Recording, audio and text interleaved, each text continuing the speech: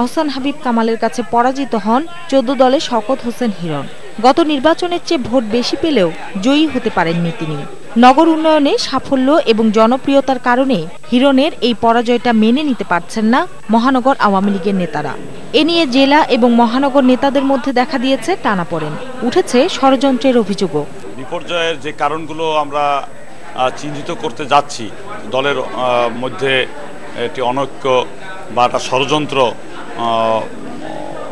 টাও একটা কারণ। অভিযোগ নাকচ করে জেলা আওয়ামী লীগ নেতারা বলছেন, ধর্মীয় অপপ্রচারের কারণেই পরাজিত হয়েছে হিরণ। প্রত্যেকটি ভোট কেন্দ্রে মাদ্রাসার শিক্ষক ছাত্র এরা মানুষকে উদ্বুদ্ধ করছে, বিভিন্ন মিথ্যা কথার মধ্য দিয়ে তাদেরকে ভুল বুঝিয়ে আমাদেরকে পরাজিত করিয়েছে।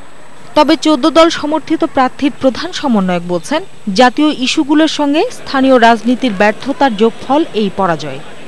স্থানীয় পর্যায়ে ব্যর্থতা ছিল, সেটাও বলা যাবে না যে স্থানীয় পর্যায়ে আমরা সঠিকভাবে আমাদের দায়িত্ব সফলভাবে পালন করতে পারছি। আমাদেরও ব্যর্থতা ছিল, সেইটার সাথে জাতীয় ব্যর্থতাও, জাতীয় কিছু ইস্যু ভূমিকা রাখছে। জাতীয় নির্বাচনের আগে দলের শীর্ষ নেতাদের এমন বিভক্তি দলকে আরো পিছিয়ে দিতে পারে বলে আশঙ্কা করছেন দলের নেতাকর্মীরা। Independent news.